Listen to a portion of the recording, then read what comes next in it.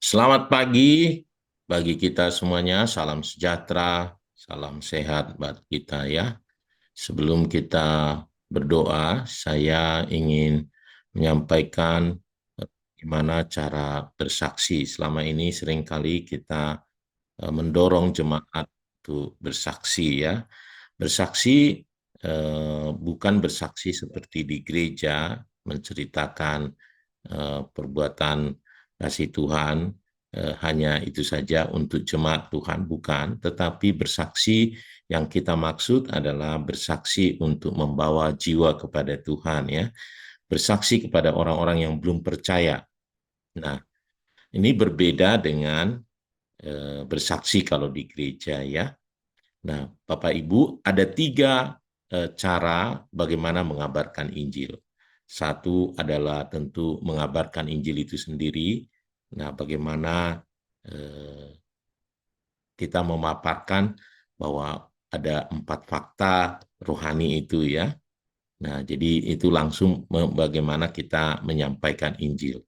Tetapi yang kedua adalah bersaksi, ya bagaimana kehidupan kita sebelumnya, lalu menerima Yesus dan mendorong dia untuk menerima Yesus.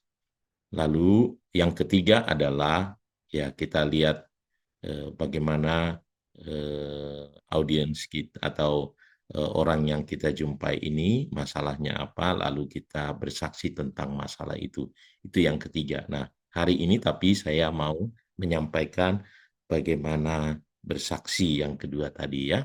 Nah, nanti besok lusa mungkin saya sampaikan bagaimana memberitakan Injilnya. Ya, jadi hari ini saya tidak memberikan renungan, tetapi memberikan pengajaran ya bagaimana bersaksi ya. Nah, nah tentu mengapa kita harus memberitakan Injil? Ini ada ayatnya ya. Jadi ini judulnya tadi bagaimana bersaksi, tapi bersaksi sini dalam hal mengajak orang lain untuk percaya Yesus. Ya. Nah, ayat pendukungnya adalah tentu banyak sekali, satu aja.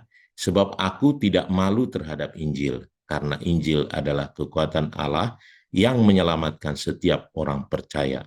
Kita tidak boleh ragu, malu untuk memberitakan Injil ya. Nah, bersaksi tentang Injil yang kita terima.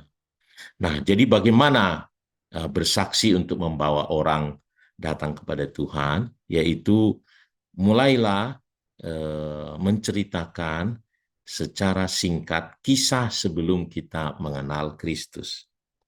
Jadi bagaimana kehidupan kita dulu, apa tantangan yang kita hadapi, pergumulan atau kekosongan yang kita alami. Ya, kita ceritakan secara singkat. Nah, contohnya saya buat di sini, misalnya nih ya, dulu saya hidup dalam ketakutan dan merasa tidak punya arah. Ya, meskipun saya punya teman dan keluarga, tetapi hati saya kosong. Nah, misalnya begitu ya. Ini tentu ini saya buat ringkas sekali, tetapi mungkin harus lebih dijelaskan. Jadi bagaimana kehidupan kita ini ya. Tapi ini adalah contohnya. Jadi kisahkan dulu apa yang kisah kita sebelum mengenal Kristus. Yang kedua adalah lalu bagaimana kita bertemu Yesus. Ya, apa itu? Yaitu apa yang membuat kita mengenal Kristus. Apakah ada peristiwa atau seseorang yang Tuhan pakai, misalnya apakah di taman ketemu, atau di persekutuan, atau diajak ke KKR, atau apa gitu ya. Nah, contohnya suatu hari seorang teman mengajak saya ke persekutuan doa, atau ke KKR, atau apa gitu ya. Di sana saya mendengar tentang kasih Tuhan yang menerima saya apa adanya. Saya didoakan, dituntun untuk menerima Yesus menjadi Tuhan dan Juru Selamat saya. Nah, ini yang kedua, bagaimana kita bertemu Yesus. Nah, yang ketiga, kita menceritakan perubahan yang kita alami setelah mengenal Kristus. Apa itu? Itu apa yang berubah dalam hidup kita. Lalu bagaimana kita merasakan kasih dan kuasa Tuhan? Bagaimana kita merasakan pemeliharaan Tuhan setelah mengenal Kristus? Ya. Contohnya nih, sejak saya menerima Yesus sebagai Tuhan dan Juru Selamat, saya mengalami damai yang tidak tergantung situasi. Ada damai sejahtera. Tantangan ada, tapi ada damai. Ya, ada yakin bahwa kita akan melaluinya, gitu ya. Saya tahu saya dikasihi dan hidup saya punya tujuan. Saya memiliki pengharapan dan sukacita. Nah, ceritakan gitu ya. Tidak harus seperti ini, tapi itu contohnya ya. Nah, yang keempat adalah ini yang penting lagi ya. Tidak hanya sampai batas itu, tapi ajak pendengarmu itu, ajak temanmu yang kau ajak untuk mendengar kesaksianmu, untuk merenung dan meresponnya. Tawarkan harapan yang sama. Bisa dengan pertanyaan atau pernyataan ajakan. Ya, contohnya kalau kamu juga merasa kosong atau mencari jawaban hidup, Yesus bisa jadi jawaban itu. Dia tidak jauh. Dia ada di sini. Ya, bisa sisipkan ayatnya ya, sebab firman Tuhan di mana 2-3 orang berkumpul, dia ada gitu ya. Dia siap menolongmu saat kamu membuka hati. Bisa sisipkan Wahyu 3 ayat 20 gitu ya. Saya mau ajak kamu berdoa, bagaimana? Nah ini. Jadi ditantang untuk dia merespon ya. Nah, yang kelima, langkah terakhir adalah kalau dia bilang, ya saya mau, tentu kita ajak dia berdoa menerima Yesus. Bila perlu, karena dia mungkin tidak tahu berdoa menerima Yesus, tuntun dia mengikuti doa kita. Ya. Lalu, jangan lupa tadi, selalu meneguhkan dia dengan menyisipkan, ini harus dihafal ini, misalnya Roma 6 ayat 23, upah dosa ialah maut, tetapi karunia Allah ya hidup yang kekal. Yohanes 3:16 karena begitu besar kasih Allah. Yohanes 1 ayat 9 ini jika kita mengaku dosa kita. Yohanes 1 ayat 12 jika kita menerima menjadi anaknya. Wahyu 3 ayat 20 kita lihat Yesus mengetok pintu gitu ya. Efesus 2 ayat 8-9 ya ini kasih karunia, sebab karena kasih karunia kamu diselamatkan.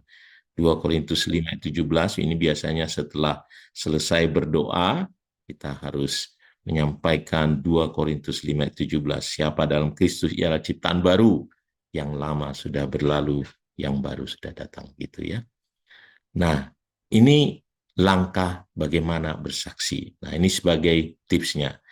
Nah, karena bersaksi ini adalah kesaksian kita ini akan begitu terus, nah kita harus berlatih untuk bersaksi ini.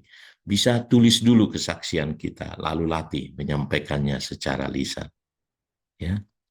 Gunakan bahasa sehari-hari agar mudah dipahami. Ya, jangan terlalu panjang dan hindari untuk pujian terhadap diri sendiri. Fokuslah pada perubahan yang nyata.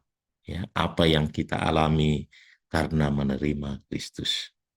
Nah, bila perlu, minta teman menilai dan beri masukan. Ya, coba bersaksi kepada teman, apakah saya udah bisa nih bersaksi. Nah, dan yang sangat penting adalah sebelum kita bersaksi pada orang lain itu, berdoa terlebih dahulu. Minta hikmat dan hati yang peka. Kesaksian kita nih jangan terlalu lama, cukup 5 menit sampai 10 menit. Ya, supaya orang yang mendengar tidak bosan ya, tapi dia terus bisa konsentrasi. Ya. Nah, oleh karenanya mari Bapak Ibu, nah mari kita siapkan kita dalam rangka 111 ini, kita harus betul-betul berlatih bersaksi ya, untuk kita bisa bersaksi kepada orang-orang di sekitar kita, supaya banyak orang boleh datang kepada Tuhan, supaya misi kita membawa jiwa, ya satu orang boleh datang kepada Tuhan. Ya, Saya berharap ini nanti boleh dipelajari lagi, ya. eh, ada di YouTube nanti, coba dipelajari, dilihat, dibuat kisah. Setiap kita boleh membuat tulisannya untuk melatih bagaimana kita bisa bersaksi kepada orang yang belum percaya, menuntun dia boleh percaya kepada Yesus. Tuhan Yesus memberkati.